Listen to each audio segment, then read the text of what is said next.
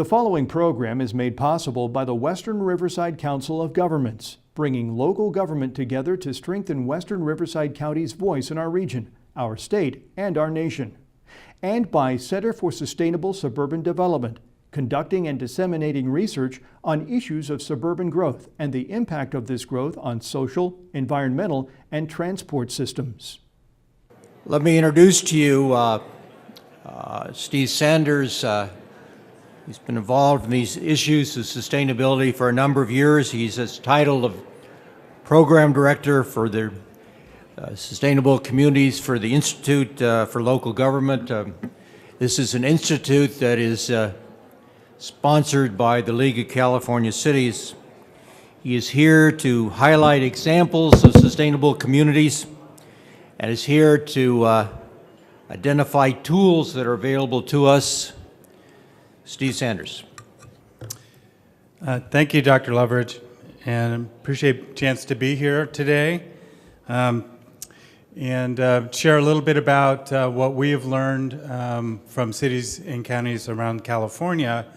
And I think it's been a kind of a theme both up to now and what we'll be hearing later as well, that quite a bit of action is happening at the local level.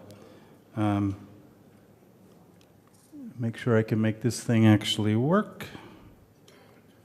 All right. So the Institute for Local Government, we are a think tank and a do tank, I guess you could call us, in Sacramento. We're the nonprofit affiliate for the League of California Cities and the California State Association of Counties. They lobby on behalf of cities and counties in Sacramento. We're their 501c3 non-lobbying research and education arm, and enjoy really great relationships with both of those associations and with their membership. There are 540 cities and counties in California, so the diversity and breadth of activities that are happening at the local level are truly amazing. Oops, let me go back up. This is on a hair trigger, isn't it? All right.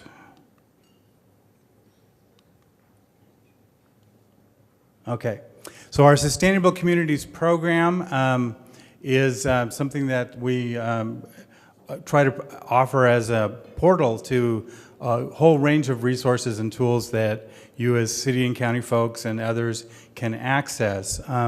Through this, there are best practices, there are online resource centers. We're also part of something called the Statewide Energy Efficiency Collaborative, and you can also seek resources through our website and as well. And we work in partnership with the Local Government Commission, ICLEI, and the 4 investor-owned utilities to provide tools on climate change, energy efficiency, and things of that sort as well. So a broad array of things, but I think that the heart of it are really the best practices that we have. And those are drawn from the experiences of cities and counties in California. They're not hypothetical ideas of what you could do. They're actual things that cities and counties are doing around the state. And you can see there's a tremendous amount of local action underway just by tracking the number of climate action and sustainability plans that have been enacted. It's kind of reaching a tipping point and moving relatively quickly. That's just as of 2012. The number is increasing as we speak, and I think it's because it addresses a whole range of issues that need to be looked at in a holistic way, and whether you call it a climate action plan or a sustainability plan, or whether you integrate it into your general plan, the basic concept is the same, which is how can you reap the benefits of practices that will improve the sustainability of your community over time. We operate something called the Beacon program, and Rick Bishop's presentation was a good segue, I think, into this. This is a way of getting recognition for the actions that are being taken at the local level, and a way for learning from your colleagues and collaborators and peers, not only in your subregion, which I think WRCOG is doing a fantastic job at, but also around the state. And so through our program, you can easily learn what others are doing around California and take advantage of the practices that they have in place. The HERO program is a good example of the kind of diffusion where something starts one place, now up to something on the order of 200 cities and counties. Those sorts of activities, we think, because we have a statewide platform and are part of the league in CSAC, we can help diffuse and expand your own awareness and ability to solve problems at the local level. Best practices, and there's lots of ways to organize them. It's called sustainability, but if you dive down, there's a whole range of topics. Many of them are functional topics within your agencies. Many of them are things that affect the daily lives of the people you serve on a regular basis. They can be, as I said, put into these boxes, but they also work together. And so whether you're working on energy efficiency or green building, waste reduction and recycling, open space, land use and community design, they all work together, and they all are practices that in many cases cities and counties in California are pioneering. And we actually do a lot of work with state agencies, and a lot of that work is explaining to them what it is already being done at the local level, and that would benefit the state as it looks at its own practices as well. So few quick examples. I think some of those were discussed earlier about what are happening. These are just quick snapshots of things that are going on, and we collect these sorts of examples and case stories for all of our Beacon communities and others in California. Currently, there are 70 cities and counties that are part of the program. Just eight just in the last, since the beginning of the year. So this is kind of going into an accelerated mode.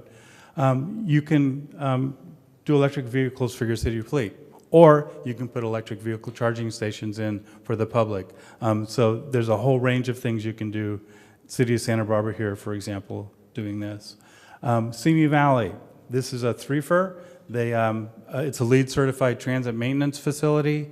It reuses and recycles the water, and it uses compressed natural gas, which I think our friends at SoCal Gas will be happy to hear.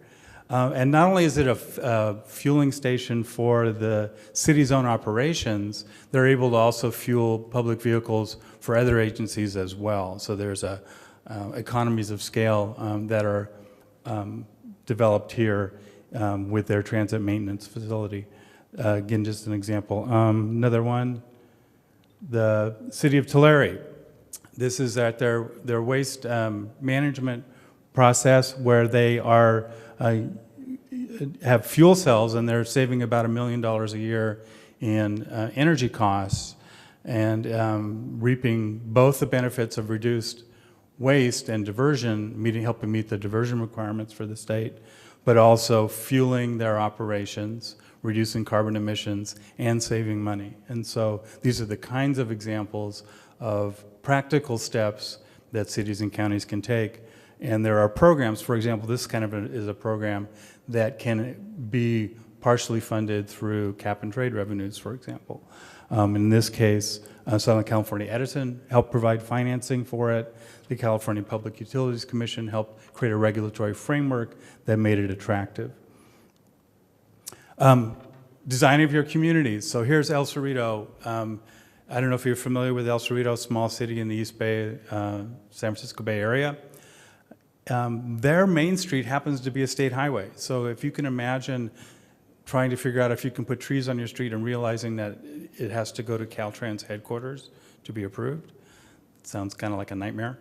But a process that the city put in place, working with their regional agencies, the city of Richmond, which shares a San Pablo Avenue border, and with the district, Caltrans district and Caltrans headquarters, they were able to do a tremendous number of improvements along that street, which now has turned into more of a amenity and a development node for the community than it would have been if it was primarily managed as a traffic operations facility by Caltrans. So these are all examples of literally hundreds and hundreds. We have over 700 best practices in our best practices framework. Each of them represents this kind of an activity that's being done at the local level. Let me dive a little quickly, more deeply into a couple of places to give you some examples of that it's something you can do. It takes persistence, but it can really pay off. So the city of Southgate, how many of you are familiar with Southgate? Okay. Small, compact, very dense, mostly single-family home community in the gateway cities between Los Angeles and Long Beach. Almost 100,000 people. It's 95% Hispanic. It's primarily working class, pretty large household size. That 13,000 people per square mile would compare with urban San Francisco, urban New York in terms of actual density. Relatively high unemployment, about half home ownership. So this is the kind of place where you would say this is not a place that has the luxury of figuring out how to become a more sustainable community. And they actually flipped that on its head and said, no, this is a place that can only benefit if we become more sustainable and become more competitive within the region. And so they did an enormous number of planning activities, not because planning is necessarily good, but because planning prepares you for the future and for change. And you can see the whole range of a variety of activities they undertook, essentially to position themselves as a place that would be, have a higher quality of life, address issues that the community had, but also make it an attractive place to invest. And that bet has paid off. They have a huge number of new developments going in. There are affordable housing going in. There is LEED certified commercial and shopping going in. There's rehabilitation or reuse of old industrial sites into new uses. And the community as a whole is seeing essentially a boom going on. And they tell us that it's because of their focus on sustainability and the various strategies that they've taken that has both created the community understanding and willingness to do this and has made them stand out. So there's a city, small city, very challenging situation, has leveraged these concepts into a more prosperous future. It can also be done in large urban county, and so here's Sacramento County, and taking a look at what a governmental agency itself could do. Many counties pride themselves on being green in one way or another. Sacramento is an example of that. They've done a number of things over the years. But one of the things that was very interesting, we started working with them. They joined the Beacon program. And we shared our best practices framework with them, and they kind of ran with it. And the county exec and his staff met as a whole group and kind of went over the whole checklist. And then they had a point person, the head of his waste and environmental services, who then surveyed all the county departments to figure out which of these things are they currently doing, which ones aren't they doing. Turned out they were doing about 64% of the best practices already, so they were already leaders in many cases.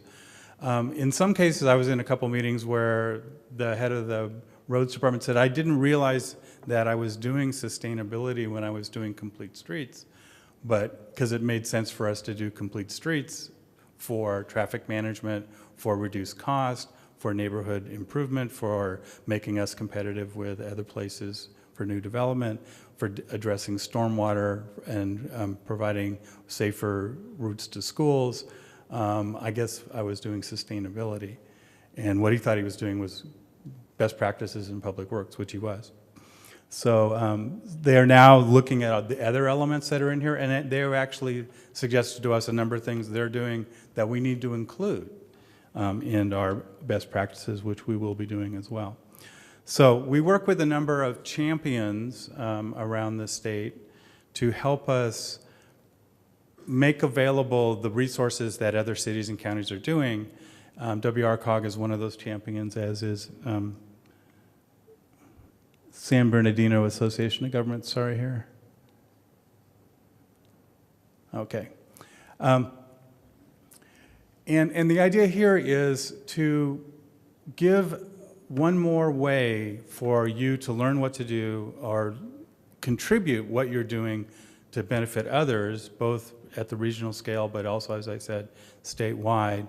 And to help us in Sacramento who are trying to carry the message, the one that Bill Higgins was talking about, that there's a lot that can be done if you empower cities and counties and regions to meet some performance standards, that they will strive to do that and they will stretch themselves to do that. And so where we can find places like this place where cities and counties are doing many things, I was gratified to hear that so many of the local jurisdictions already have climate action or sustainability plans, that WRCOG has a sub-regional climate action plan. And again, whatever terminology you want to use, it does position you both to get the recognition from your peers statewide, and we provide our Spotlight and Beacon Awards at the annual conferences for the League of Cities and the California State Association of Counties. And so at the last meeting of the League, for example, 2,000 city and county officials saw the city of Palo Alto receive their full Beacon Award. And we also recognized a couple dozen cities and counties that had achieved Spotlight Awards in either energy efficiency or greenhouse gas reduction in their facilities, things of that sort. But it also helps us when we talk with the Air Resources Board, or we talk with the Strategic Growth Council, or my colleagues in the League and CSAC talk with legislators in the Capitol about the kinds of programs and policies that make sense for cities and counties to do. It's not that we don't want to be doing them, we want to be doing them in a way that is effective.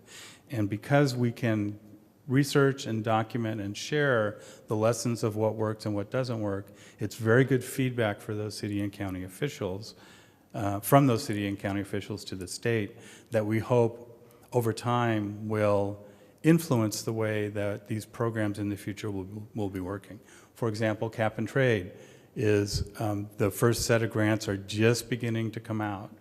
And if you talk to state officials, as we do, you'll hear them say that it's kind of an experiment. They're not sure exactly how it's going to work. They're being very safe and conservative to begin with, essentially picking projects that they know would work anyway, which doesn't really advance us very far, but it sets the foundation. And so if you think about, well, if we're going to have a cap and trade system with auctions for emission credits over time, and if it's anywhere from $1 billion, as Governor Brown thinks, to $2 billion, as Bill Higgins thinks, and growing over time, that's a significant amount of state resources that should be going into programs that not only work and are safe, but perhaps ones that are more innovative and path-breaking and will get us greater results over time in the future. And those are the kinds of programs and projects that we want to be experimenting with or pioneering, turning into best practices, sharing with the state, so that places like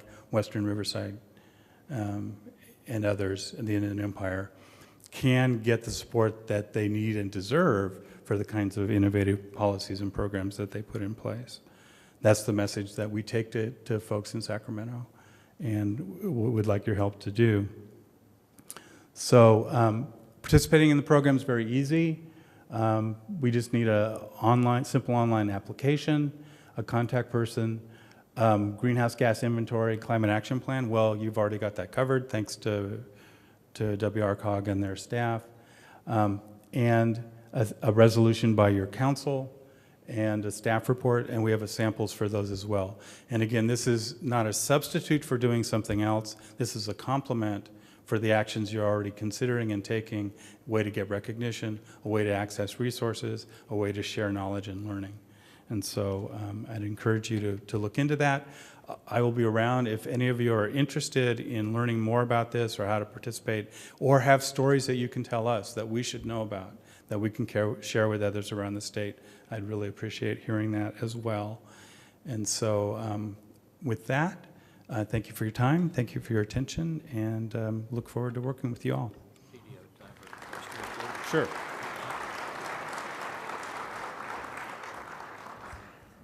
question or two for Steve Sanders on best practices on tools, of what's happening in Sacramento. Anyone wish to ask a question? I know in a class that the first question is always the most difficult one. Here's the question.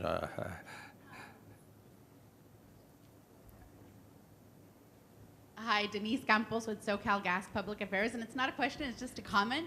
I took a picture of your presentation when you were talking about the city of Southgate because one of the council members is a good friend, and he said, please tell them that our unemployment rate is down to 9.6%. So.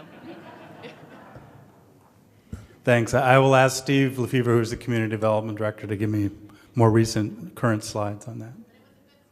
Okay. Thanks again. Terrific story. No other questions? Thanks. Oh, Just really quick, you had made a comment earlier about the Beacon Award, and I would like to recognize the City of Cathedral City. We have the city manager here, and he is one of the Beacon Award winners for this year. So congratulations.